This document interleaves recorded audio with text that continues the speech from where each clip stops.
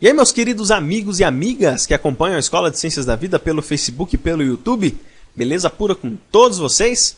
Na nossa 18ª aula do curso de Bioquímica, vamos passar para um novo tópico agora, a parte de lipídios. Vamos dar uma introduçãozinha bem rápida aí nesta aula aqui. Obviamente, lipídios é um tópico muito extenso no curso da Bioquímica, assim como os outros tópicos, como das enzimas, os carboidratos. Eu vou fazer uma série de aulas para lipídios, porque a gente vai ter que discutir algumas coisas importantes em relação à sua estrutura, em relação à sua função, para posteriormente a gente entrar na parte do metabolismo, tanto de quebra como de construção de lipídios biológicos, beleza? Então, nessa aula especificamente, nós vamos definir o que são os lipídios, vamos mostrar os tipos de lipídios, os dois grandes grupos e os estruturalmente distintos, e vamos falar rapidamente da função dos lipídios. Aí essa parte da função vai servir como parâmetro para a gente ir triando as próximas aulas. Maravilha? Então vamos lá. Começando com a parte da definição, que os lipídios biológicos, veja, lipídios biológicos, são compostos que possuem a característica de elevada apolaridade. Então assim, a definição de lipídio, o mais ampla que a gente pode assumir é essa, que são compostos biológicos que possuem elevada apolaridade. Para a gente entender melhor essa questão da apolaridade, vamos pegar aqui dois recipientes, então, genéricos, né? Um contendo água do lado esquerdo e um contendo lipídios, tá bom?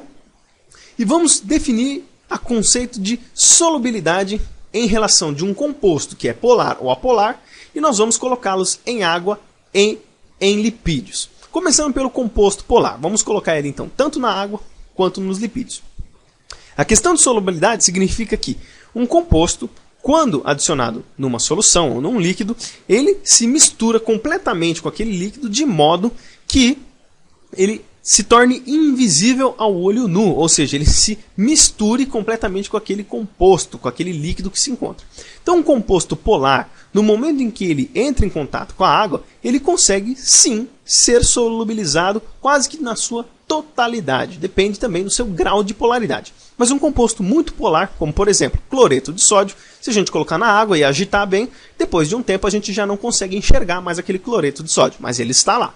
Mas, se nós colocarmos esse cloreto de sódio numa solução ou num recipiente na qual contém lipídios, ele não vai se solubilizar, porque é um composto polar.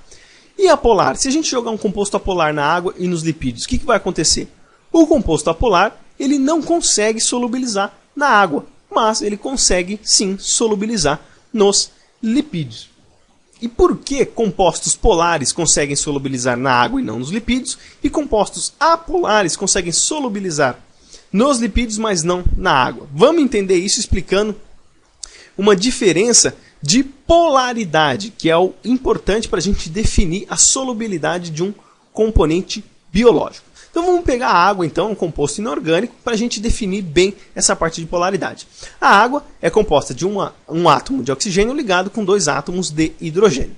Veja que nós temos elétrons desemparelhados aqui do oxigênio, tá? E ele faz uma ligação simples, compartilhando um elétron com o hidrogênio aqui. Então o hidrogênio tem um elétron na sua última camada, o oxigênio tem 6 elétrons, ele tem 2 elétrons para compartilhar aqui. Compartilhando com esse hidrogênio, ele fica com 8 elétrons na sua última camada, ele está completo. E o hidrogênio com 2 elétrons na sua última camada, ele está completo. Mas nota o seguinte, se a gente olhar uma tabela que chama tabela de eletronegatividade, ou seja, a capacidade daquele átomo puxar os elétrons para si, a gente vai ver que o oxigênio ele é muito mais eletronegativo do que o hidrogênio. Pelo fato dele ser muito mais eletronegativo do que o hidrogênio, a densidade dos elétrons no oxigênio é muito maior. Então, o predomínio de cargas efetivas no oxigênio é maior. Então, eles estão compartilhando esses elétrons, só que os elétrons eles ficam muito mais tempo na órbita do oxigênio do que na órbita do hidrogênio.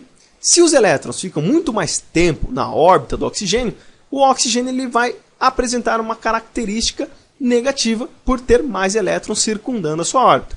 E os hidrogênios, obviamente, eles vão apresentar uma característica mais positiva, ou seja, uma polaridade positiva.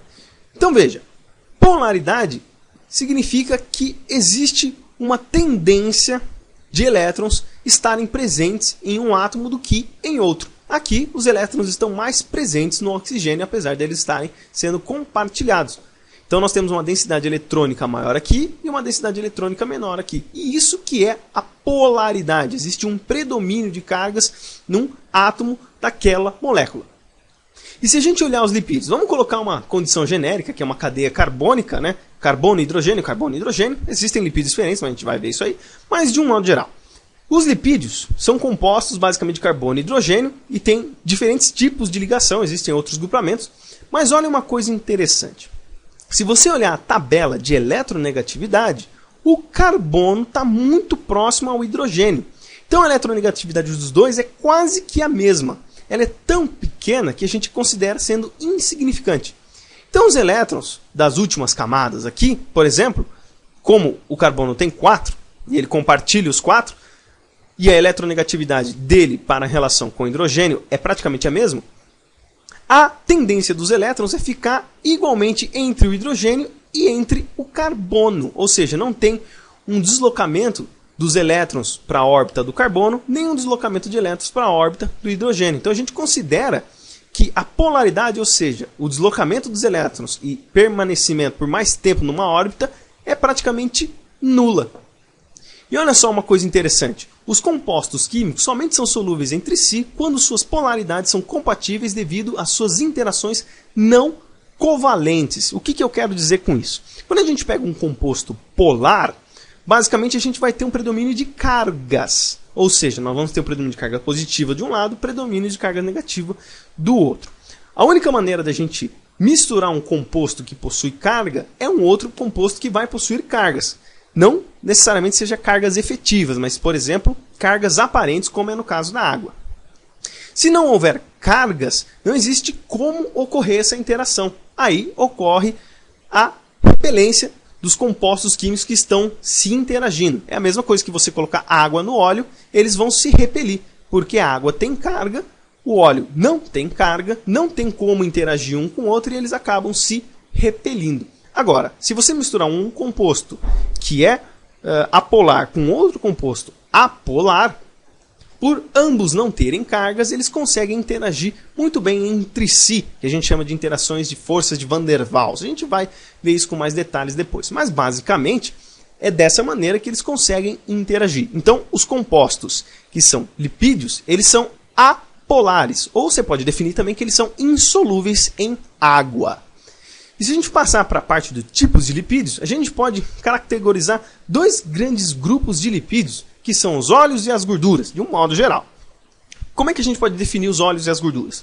Basicamente, os óleos são aqueles lipídios que são líquidos a temperatura ambiente. E as gorduras são aqueles lipídios que são sólidos a temperatura ambiente.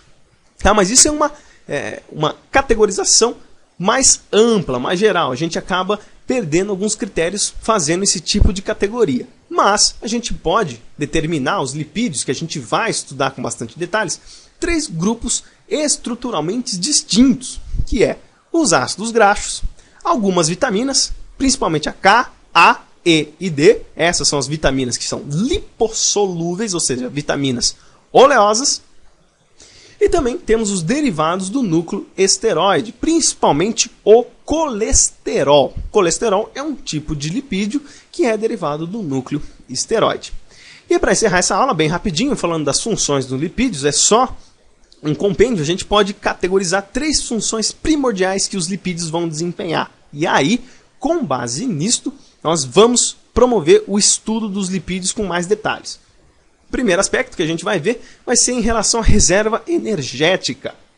A gente vai entender que os ácidos graxos, a grande maioria deles, tem uma condição totalmente reduzida. A ligação entre carbono e hidrogênio é uma condição reduzida, ou seja, eles são capazes de fornecer muitos elétrons para a cadeia respiratória produzir energia. Então a gente vai entender mais esse processo depois aí, quando a gente estudar o metabolismo, mas a gente vai dar uma olhadinha na estrutura química deles.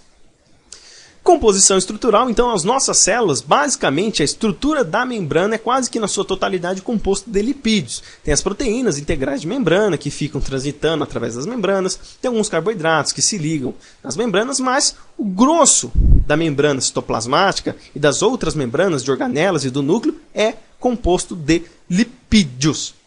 tem os mais variados tipos de lipídios que compõem as membranas, e a gente vai ver isso daí também. E também tem a parte de sinalização e pigmentação celular. Muitos hormônios esteroides, são capazes de promover uma sinalização para promover o crescimento, promover síntese proteica. E também em relação à pigmentação, existem algumas plantas que têm um pigmento oleoso. E quem vai dar essa característica de pigmentação oleosa vai ser os lipídios. Isso a gente vai dar uma olhadinha também bem rápida. Obviamente que o foco do nosso estudo é mais direcionado para o aspecto da área da saúde. Beleza? Então foi essa referência que eu utilizei para vocês, referência clássica do Leninger. Espero que vocês tenham gostado dessa aula. Se vocês gostaram, peço que deem um joinha, me ajudem a compartilhar o vídeo. Quanto mais vocês fizerem isso, mais o YouTube me enxerga e mais pessoas são beneficiadas aqui com a Escola de Ciências da Vida. E se vocês quiserem participar, se inscrevam aqui no canal do YouTube e participem do grupo e da página do Facebook da Escola de Ciências da Vida. Tem o meu Facebook particular, se vocês quiserem me adicionar também pode. Como sempre, as informações estão aqui no descritivo deste vídeo. Beleza? Então é isso aí, pessoal. Forte abraço a todos, fiquem com Deus e até o próximo vídeo, se Deus quiser.